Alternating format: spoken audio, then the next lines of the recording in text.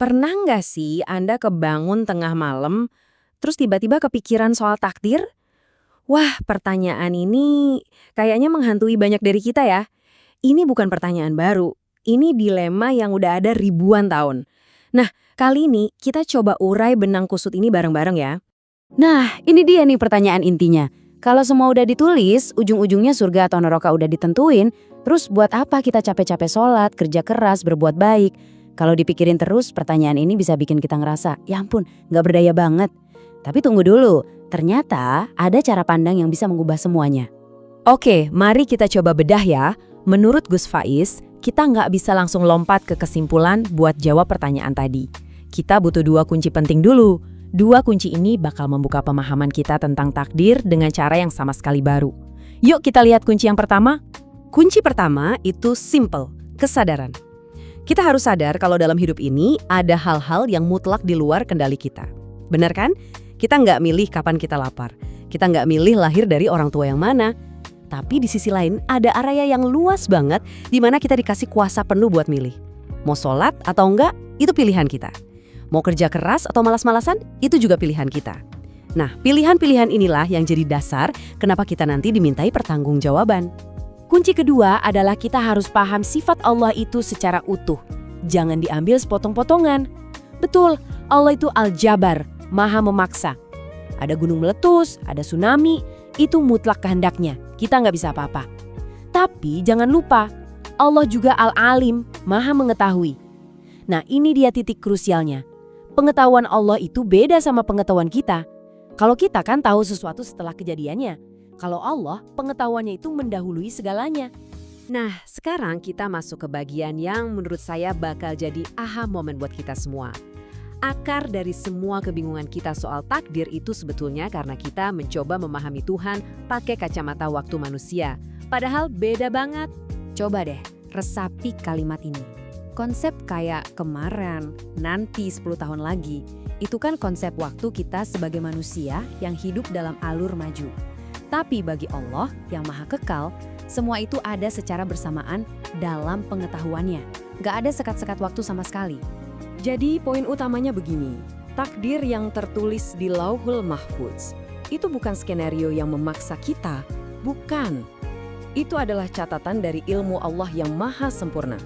Allah sudah tahu, dengan kehendak bebas yang Dia berikan, pilihan apa yang akan Anda buat. Lalu Dia menuliskannya. Dia tahu bukan memaksa, ada beda besar di antara keduanya. Mungkin konsep waktu Tuhan ini kedengarannya abstrak banget ya.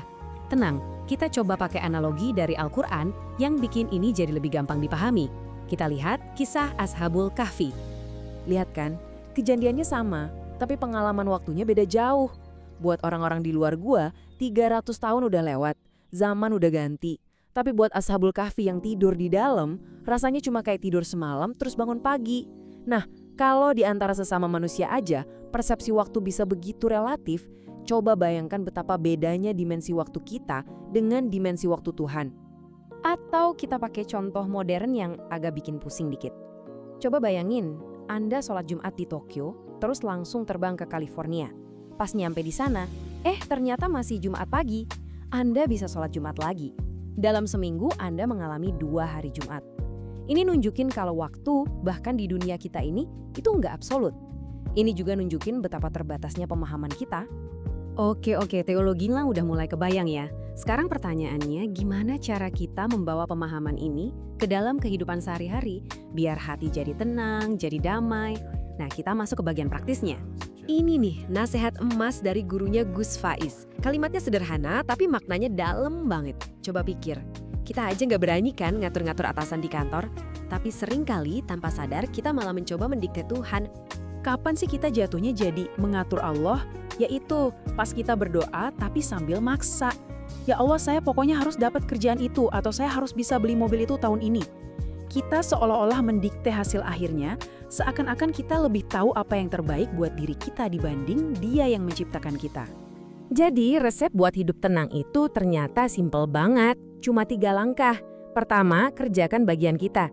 Ikhtiar semaksimal mungkin, lakukan yang terbaik. Kedua, serahkan hasilnya, lepaskan. Ini yang namanya tawakal. Dan yang paling penting, langkah ketiga, syukuri apapun hasilnya. Percaya deh, apa yang dia pilihkan itu pasti yang terbaik. Bahkan kalau rasanya nggak sesuai sama keinginan kita. Nah, disinilah bedanya antara sekedar permintaan dengan doa yang sesungguhnya. Kalau permintaan, kita yang nentuin hasilnya. Kita mendikte, ya Allah, aku mau Ferrari. Titik. Sementara doa, seperti yang diajarkan di Al-Quran, itu adalah ibadah. Kita memohon kebaikan, tapi kita serahkan definisi baik itu kepada Allah yang ilmunya tak terbatas. Ya Allah, berikan aku yang terbaik menurut-Mu. Dan ini yang perlu banget kita ingat. Allah itu nggak pernah menolak doa. Karena doa itu sendiri adalah ibadah yang berpahala. Tapi dia nggak selalu mengabulkan permintaan spesifik kita.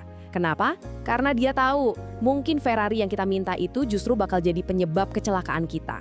Mungkin jabatan yang kita kejar itu malah bikin kita jadi sombong dan lupa diri. Jadi ketika permintaan kita nggak terwujud, itu bukan penolakan. Justru itu adalah bentuk perlindungan dan kasih sayangnya. Itu adalah anugerah dalam bentuk yang lain. Biar makin kebayang, kita lihat gimana konsep ini bekerja di kehidupan nyata. Ada satu cerita yang kuat banget tentang seorang mantan petinju yang menemukan kedamaian sejati dengan cara yang nggak disangka-sangka. Coba kita bandingkan. Dulu, orang ini adalah petinju sukses, penghasilannya puluhan juta sebulan, hidup di puncak, tapi penuh tekanan, penuh ambisi. Sekarang, dia jadi tukang cuci mobil, penghasilannya sederhana aja. Kalau dilihat dari kacamata materi, hidupnya jatuh banget kan? Tapi secara batin, dia jauh lebih bahagia dan damai sekarang. Jadi, di mana letak kuncinya? Ketenangannya datang bukan dari tumpukan uang atau piala, tapi dari penerimaan. Dia akhirnya menerima kalau jalan hidupnya bukan lagi sebagai petinju. Dia melepaskan egonya, dia mensyukuri apa yang Allah kasih sekarang, dan justru disitulah dia menemukan kedamaian yang gak pernah dia rasakan bahkan saat di puncak karirnya. Pada akhirnya, semua ini kembali lagi ke sebuah pertanyaan untuk diri kita masing-masing. Apa sih ketenangan sejati yang kita cari? Apakah tentang mendapatkan semua yang kita inginkan, terus-menerus mengontrol hasil? Ataukah ketenangan itu justru kita temukan saat kita berani melepaskan kendali dan belajar untuk bersyukur sedalam-dalamnya atas apapun yang telah Dia takdirkan untuk kita?